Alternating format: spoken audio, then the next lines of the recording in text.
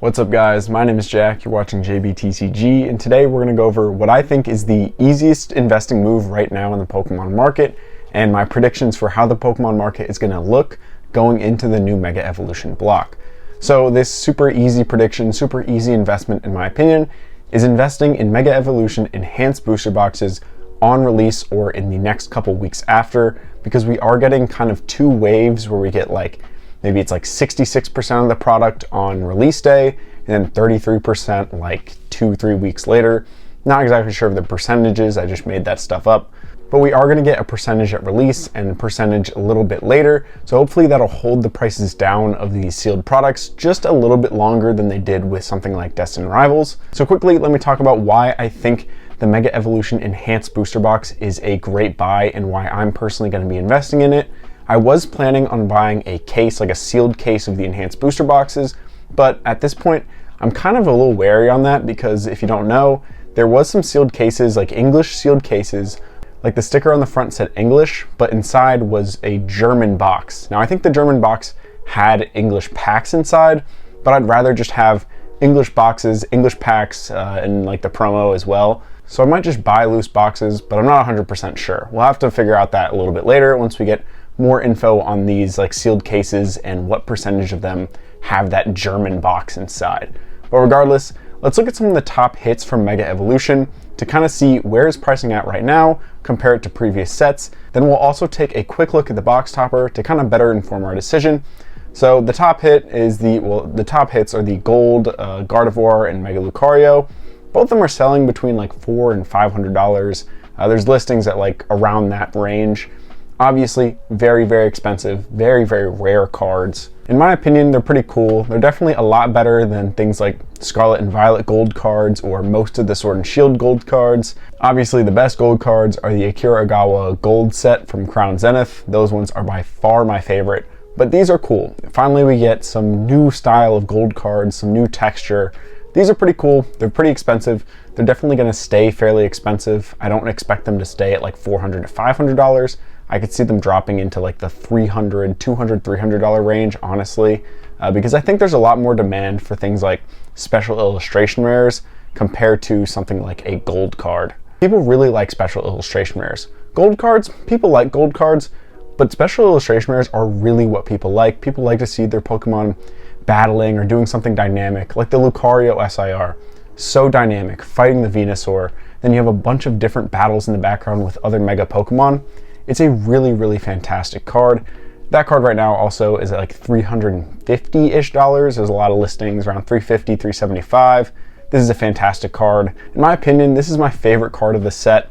It's definitely tough because the Venusaur is fantastic, the Gardevoir is fantastic, but I really like this one. But what's amazing about Mega Evolution, and also why I think it's a really good investment, is it has top chases that are different for everybody.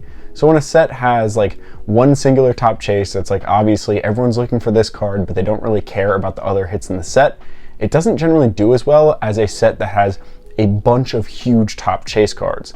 So Evolving Skies, obviously it has the Moonbreon, but there's also all of the other Evolution VMAXs and V cards that people really, really want and really, really like. This set has a large variety of different top chase cards that people are looking for. Very similar to Destined Rivals, actually, where in Destined Rivals you have the Giovanni's Mewtwo, which is the top chase, obviously, but then there's Cynthia's Garchomp, which is my personal top chase. There's the Team Rocket's Moltres, you have the Ho-Oh, you have the Nidoking as well. So there's a bunch of different chase cards that people prefer over each other for different reasons. And I think Mega Evolution can be compared to Destined Rivals. You can argue one is better than the other. I think the illustration rare set from Destined Rivals is stronger than Mega Evolution's, but in my opinion, they are comparable sets. Now let's move on to some more cards. I've been kind of yapping for a minute. The Mega Gardevoir EX, the special illustration rare. This one also between like $350 and $450. Obviously this is pre-release pricing, so we're gonna have to see where it shakes out afterwards. But these are fairly expensive cards. They're very much chase cards for a set, and the artwork is fantastic. We've seen a lot of great Gardevoir cards in the past. We've seen the Gardevoir from Scarlet and Violet base. We've seen that Trainer Gallery card, which is actually done by Akira Agawa. Then there was the Paldean Fates one, the shiny one. All of those were fantastic, and this one doesn't disappoint either. I think it's going to do extremely well long term, and I think it's going to be a chase card that people look back on years into the future. Now moving on to the next top chase card, this is going to be the Mega Venusaur.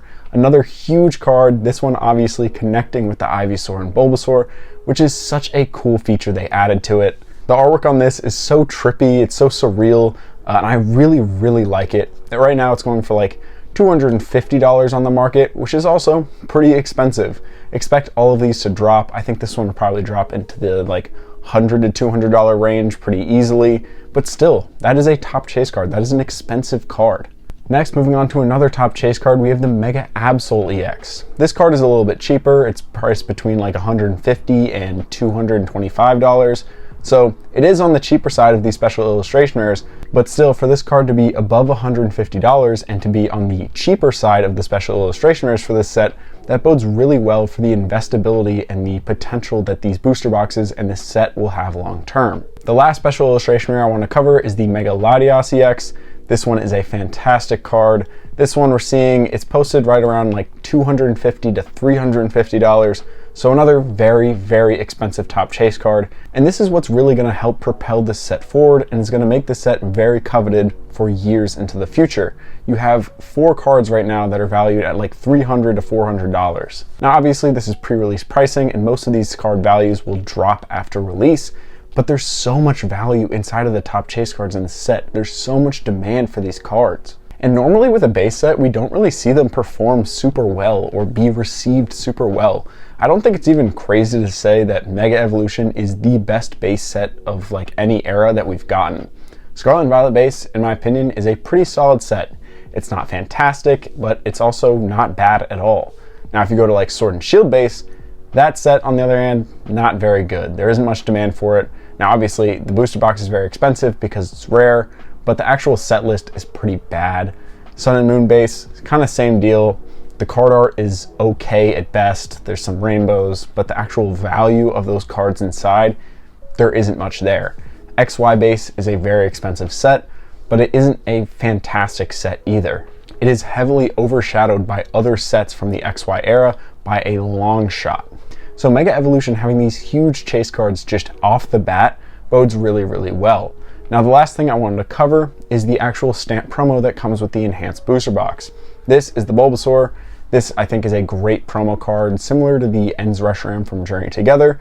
That I also think is a fantastic promo card. They chose great cards as the box toppers, which I'm super happy with.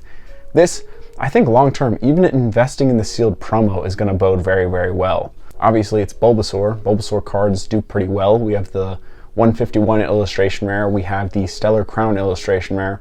Those are both fairly expensive cards. And now we have a stamp promo card with this one. It has fantastic artwork. This is going to be a card I think people will want for years to come as well. So in my opinion, this set hits all of the marks. It has great top chase cards. Your enhanced booster box comes with a great promo card. But the only issue is the booster box is incredibly expensive right now. If you go to the pricing on it, right now, pre-release, it's like $315 for this. That's very steep, especially when it's just releasing. Now, I do think this is going to drop after release, especially with people getting their Pokemon Center orders where those booster boxes get kind of scattered across the world, across the United States. So what I think I'm really going to look for is buying some of these booster boxes on the secondary market, just like Facebook Marketplace, where people got them on their pre-order and they're just trying to like cash in, make their money, whatever. I'll buy them happily if I can get them for like $250 per enhanced booster box. To me, that's a win. I will buy them all day for that price. And I know that's fairly expensive, but what we've seen with Destined Rivals, where it's been pumped up, it's shot up in value.